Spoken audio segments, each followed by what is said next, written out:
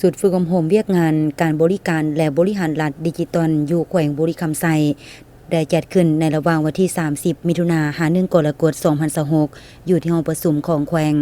โดยการเป็นประธานร่วมกล่าวเปิดสุดอบรมของท่านคำแวนปัญญานุวงศ์ประธานคณะกรรมการปกครองแขวงบุรีคำไซท่านแก้ววิสุขโสรพมรองรัฐมนตรีกระทรวงเทคโนโลยีและการสื่อสารมีวิทยากรจากศูนย์บริหารรัฐดิจิตอลสัมมนากรจากแผนกการกลุ่มกองห้องการออมข้างแขวงเข้าร่วม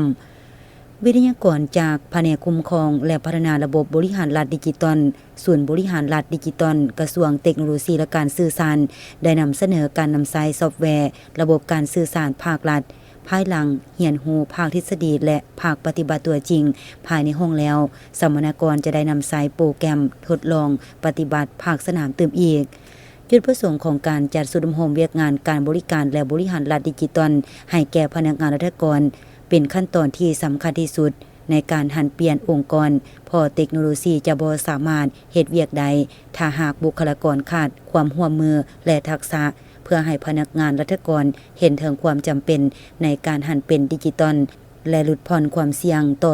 อการเปลี่ยนแปลงคือเปลี่ยนแนวคิดการบริการเพื่อพัฒนาทักษะและขีดความสามารถยกระดับทักษะการใช้เครื่องมือดิจิตอลสร้างทักษะการวิเคราะห์ข้อมูลเพื่อปรับปรุงขบวนการเฮ็ดเวียกและเชื่อมโยงระบบเป็นการสร้างบุคลากรรัฐบาลยุคใหม่ที่มีทั้งทักษะแนวคิดและความพร้อมในการนำพาองค์กรไปสู่การเป็นรัฐบาลดิจิตอลประหยัดงบประมาณและทรัพยากรลดผ่อนต้นทุนในการพิมพ์การจัดเก็บเอกสารและลดผ่อนจำนวนบุคลากรในขั้นตอนที่บ่จำเป็นไปสู่การเฮ็ดเวียกที่มีมูลค่าเพิ่มสูงกว่าเวียกงานการบริการและบริหารรัฐดิจิตอลบ่แม่นเพียงแต่ทางเลือกแต่เป็นทางรอดและเป็นโครงร่างพื้นฐานที่จำเป็นในการพัฒนาประเทศชาติเพื่อเปลี่ยนโฉมหน้า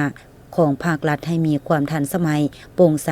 มีประสิทธิภาพสูงและสามารถตอบสนองความต้องการของประชาชน